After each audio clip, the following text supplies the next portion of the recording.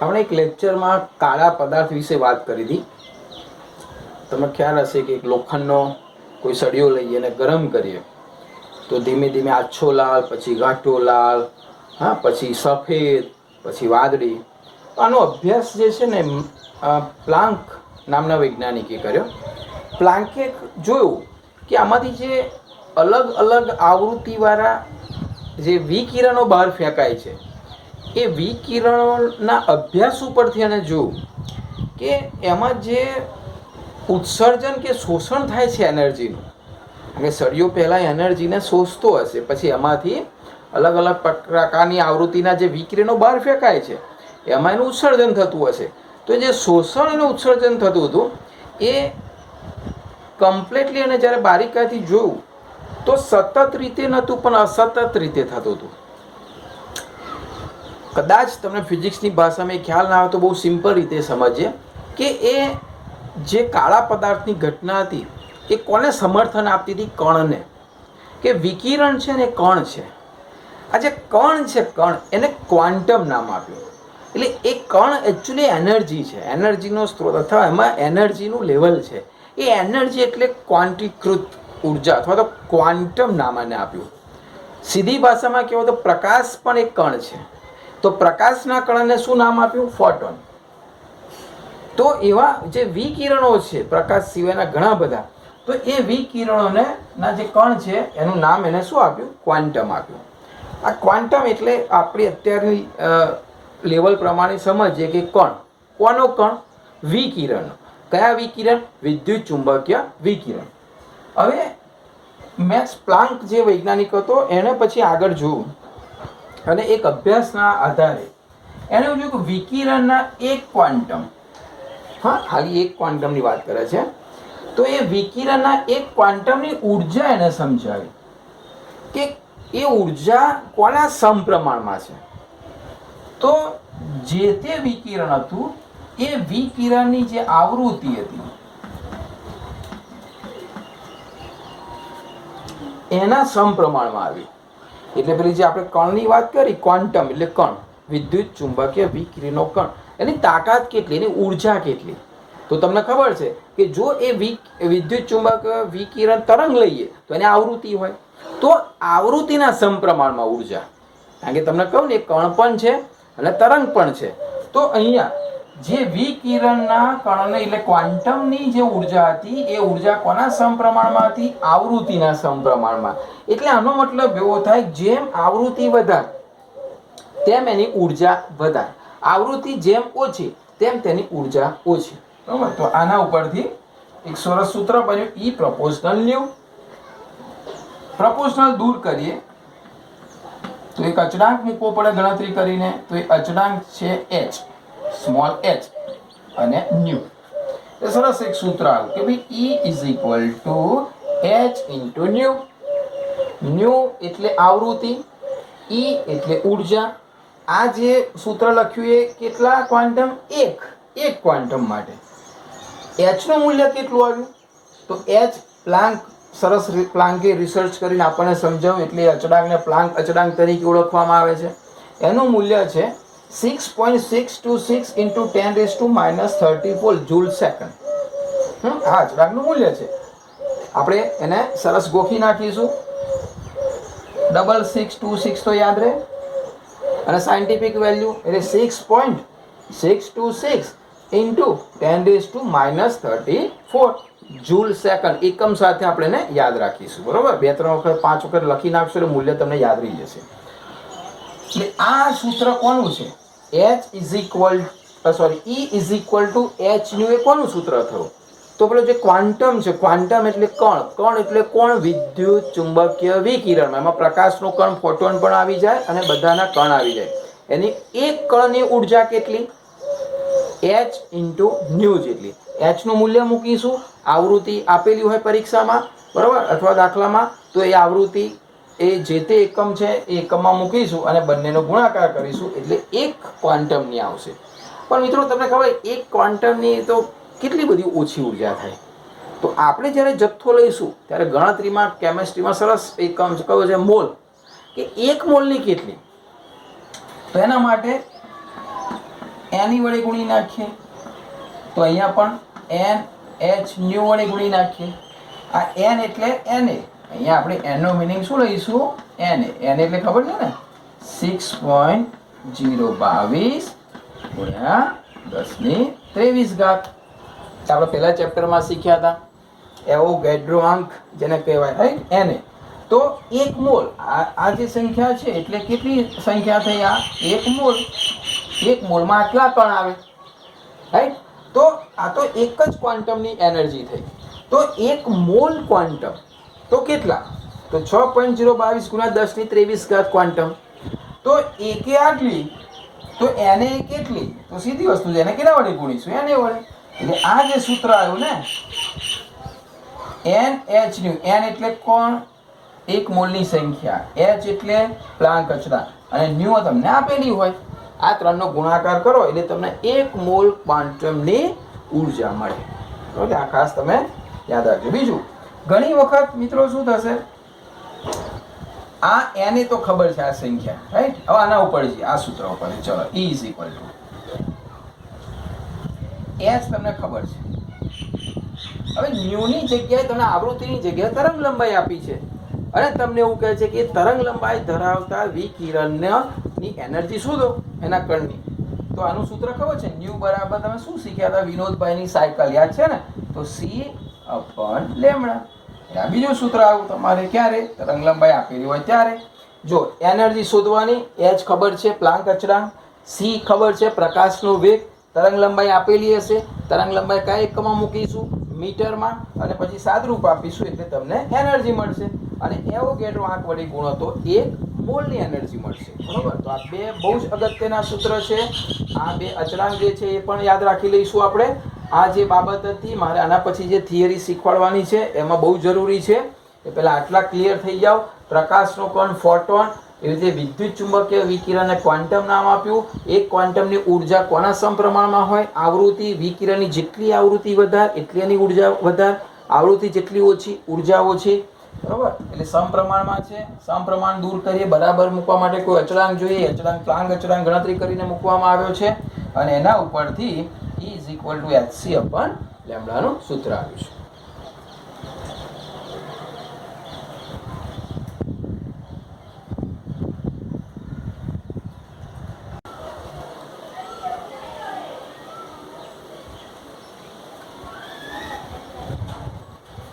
આઇન્સ્ટાઈને photo electric અસર વિશે બહુ સુંદર રીતે સમજાવટ આપી. હર્ટ્ઝ નામના વૈજ્ઞાનિકે આ ફોટો ઇલેક્ટ્રિક અસરનો પ્રયોગ કર્યો, એનો અભ્યાસ કર્યો આઇન્સ્ટાઈને, અને એમાં પ્રોપર જે અન્ડરસ્ટેન્ડિંગ છે એ સમજાવ્યું ને એના ઉપરથી એને રિસર્ચ પેપર પણ પબ્લિશ કર્યા. મિત્રો, આઇન્સ્ટાઈન અને ન્યૂટન ભૌતિકશાસ્ત્રના જેવું કહેવાય ને કે કદાવર વૈજ્ઞાનિકો હતા. એક ન્યૂટન અને એક આઇન્સ્ટાઈન, જેને આખી દુનિયાની જે વિચારસરણી ફિઝિક્સની હતી ને આખી એને ચેન્જ કરી, અને ઘણા બધા સંશોધનો એમના નામે છે. આઇન્સ્ટાઈન સ્વભાવે બહુ શરમાળ હતા. ઘણા વર્ષો સુધી એ બહુ ઓછું બોલતા હતા. ઇવન કોલેજ કાળ દરમિયાન પણ એ બહુ જ ઓછું એમને બોલવા જોઈતું હતું. અને શરમાળ એટલા બધા હતા કે પોતે જે રિસર્ચ કરતા હતા ને એને એકદમ કોઈની સામે બાધા વ્યક્ત નહોતા કરી શકતા. તો એમનો એક મિત્ર હતો, એ મિત્ર અમને ઘણી વખત પ્રોત્સાહન આપતો કે ભાઈ તું આટલું બધું સરસ રિસર્ચ કરો છો. મિત્રો, આ જે આઇન્સ્ટાઈનની જે ફોટો ઇલેક્ટ્રિક અસર છે એ લગભગ એને 1901ની આજુબાજુ એને ટોટલી ફંડામેન્ટલ એને ક્લિયર કરી દીધેલા.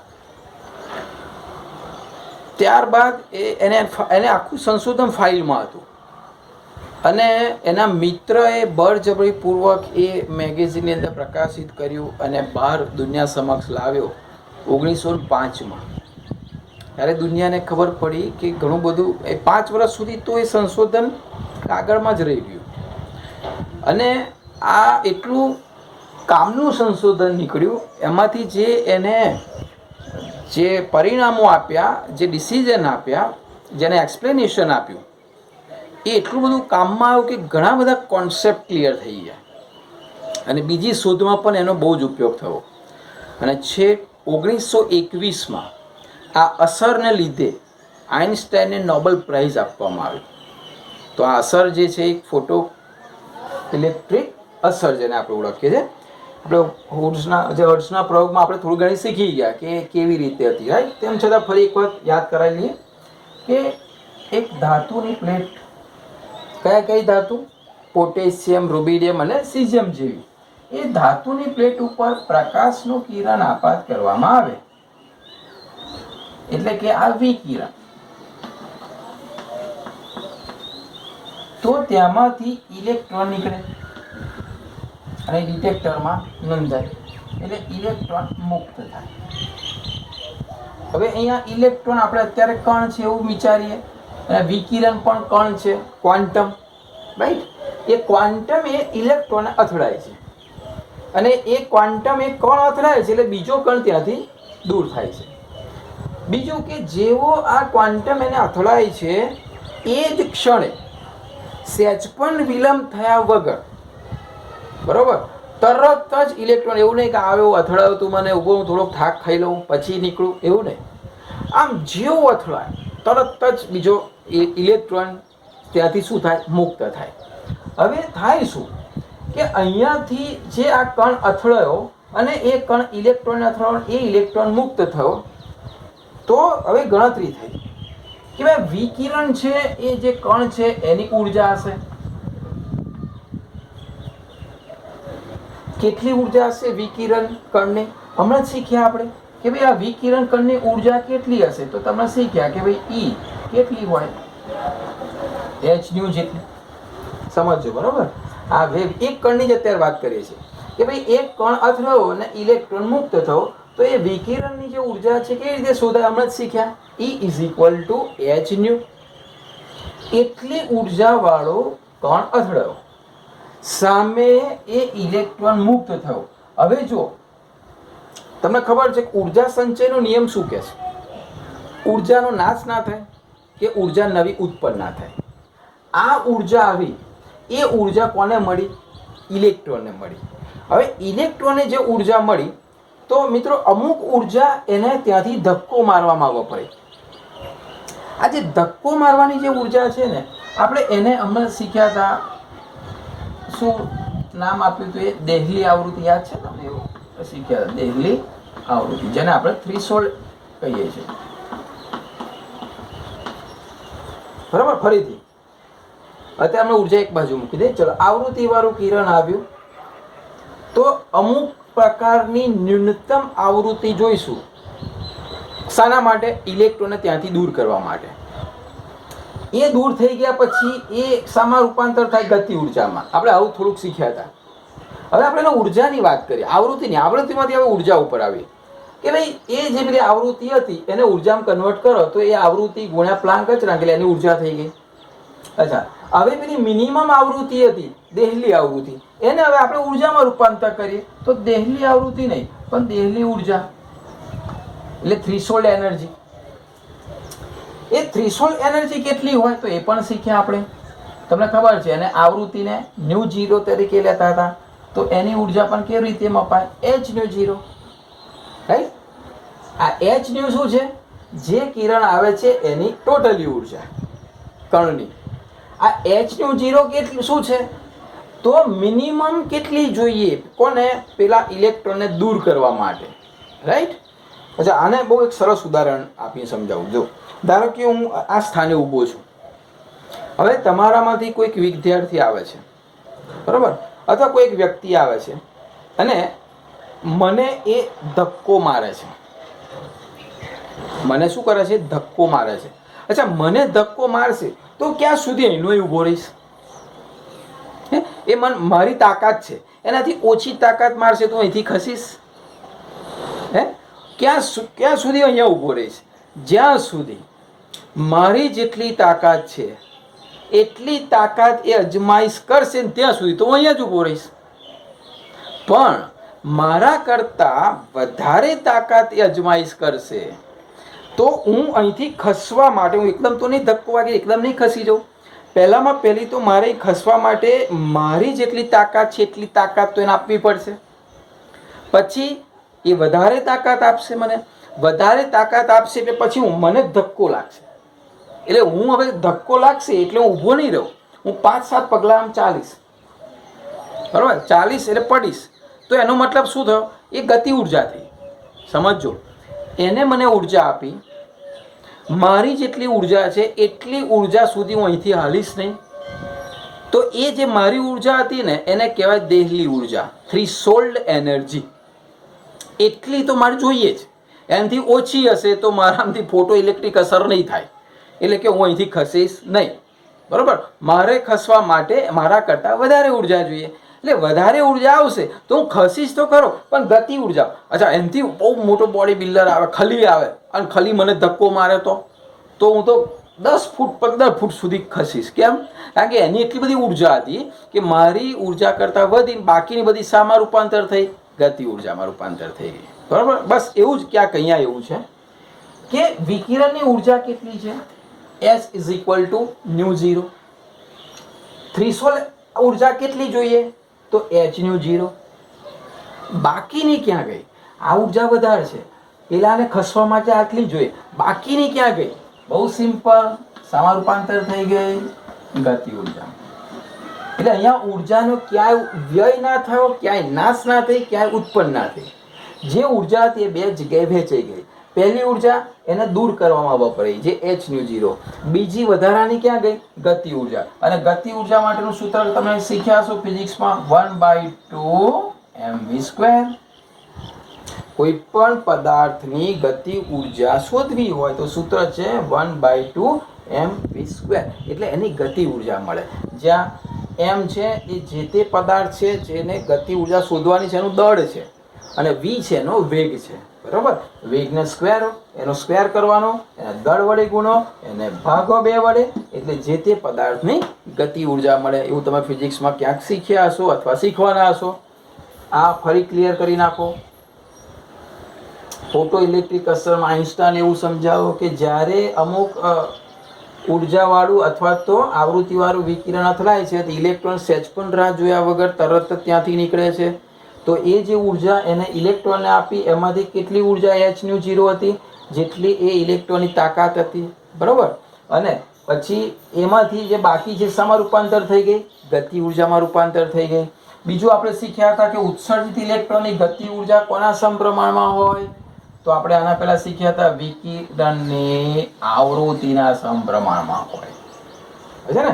કાઇનેટિક એનર્જી છે એટલે ઉત્સર્જિત ઇલેક્ટ્રોનની ગતિ ઉર્જા પ્રપોર્શનલ વિકિરણની આવૃત્તિ.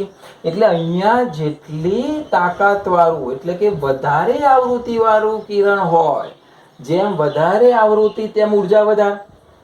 ક્લિયર? આવૃત્તિ ઓછી તેમ ઉર્જા ઓછી. અહીંયા ઉર્જા ઓછી તો અહીંયા ગતિ ઉર્જા ઓછી. એટલે કે ગતિ ઉર્જા ઇલેક્ટ્રોનની ક્યારે? જ્યારે આવૃત્તિ વધારે, ગતિ ઉર્જા વધારે. આવૃત્તિ ઓછી, ગતિ ઉર્જા ઓછી. આવૃત્તિ ઓછી, ઉર્જા ઓછી. ઉર્જા ઓછી, ગતિ ઉર્જા ઓછી, બરોબર. તો આ બહુ યાદ રાખીશું. ઉત્સર્જિત ઇલેક્ટ્રોન, એટલે આ ઉત્સર્જિત ઇલેક્ટ્રોન તો એની ગતિ ઉર્જા, સ્પીડ છે કોના ઉપર આધાર રાખે? આ કેવું કિરણ છે એની આવૃત્તિ ઉપર આધાર રાખે. અને બહુ જ ઇમ્પોર્ટન્ટ સૂત્ર આવ્યું, ઉર્જા સંચયના નિયમ પ્રમાણે અથવા ઉર્જા સંરક્ષણના નિયમ પ્રમાણે આઇન્સ્ટાઈન એક સૂત્ર આપ્યું. બહુ જ ઇમ્પોર્ટન્ટ સૂત્ર, hν. hν એટલે આ જે કિરણ છે, આના પછી દાખલા આવે છે ને, એ સમજજો તમે. hν આ જે વિકિરણ છે એની ઉર્જા છે, એટલી ઉર્જાવાળું કિરણ આવ્યું. એને 2 ભાગમાં વહેંચાઈ ઉર્જા, અને એ બેનો સરવાળો આના જેટલો થાય. આમાંથી કેટલીક ઉર્જાને ધક્કો મારવામાં વપરાય, અને ધક્કો માર્યા પછી બાકીની ઉર્જા શામાં ગતિ રહી? ગતિ ઉર્જામાં. તો hν એટલે કે મેઇન ઉર્જા ઇઝ ઇક્વલ ટુ hν0. આ hν0 એટલે કઈ ઉર્જા? બરાબર. આ કોની ઉર્જા થઈ? તો જે વિકિરણ આવ્યું એ વિકિરણની ઉર્જા, ક્વોન્ટમ ઉર્જા જેને કહેવાય. આ hν0 શું થઈ? થ્રીશોલ્ડ એનર્જી થઈ, જેને દૂર કરવા માટે જોઈએ. અને 1/2 mev². 1/2 તો સંખ્યા છે, me એટલે આ ઇલેક્ટ્રોનનું દળ છે. એટલે એ કોણ દૂર થયો ને, એટલે આ છે ઇલેક્ટ્રોનનું દળ. આ છે એ ઇલેક્ટ્રોન છે, એનો શું છે? વેગ છે. અને આ બંને ભેગા થાય એટલે આ કઈ ઉર્જા થઈ? ગતિ ઉર્જા. એટલે કે વિકિરણની ઉર્જા ઇઝ ઇક્વલ ટુ થ્રીશોલ્ડ ઉર્જા એનર્જી પ્લસ ગતિ ઉર્જા. બરોબર. એટલે આ કમ્પ્લીટલી સૂત્ર યાદ રાખજો, બહુ જ ઇમ્પોર્ટન્ટ સૂત્ર છે. આના ઉપર ફોટો ઇલેક્ટ્રિક અસરના રિસર્ચ પર આઇન્સ્ટાઈને 1921માં નોબેલ પ્રાઇઝ મળેલું છે. બરાબર. હવે આનો આગળ દાખલામાં સૂત્રનો ઉપયોગ કરીશું, તમે વધારે ક્લિયર થશે. 2-3 દાખલા ગણીશું એટલે. તો આ ખાસ તમારે ધ્યાન રાખવાનું છે, ઇમ્પોર્ટન્ટ ટોપિક છે અને સહેજ જોઈ લેજો. બરાબર. સૂત્ર 5-7 વખત લખી દેજો, કયું પદ શું સમજાવે છે એ પણ કમ્પ્લીટ કરી દેજો, અને વારંવાર સૂત્રને રટન કરશો એ તમને યાદ રહી જશે.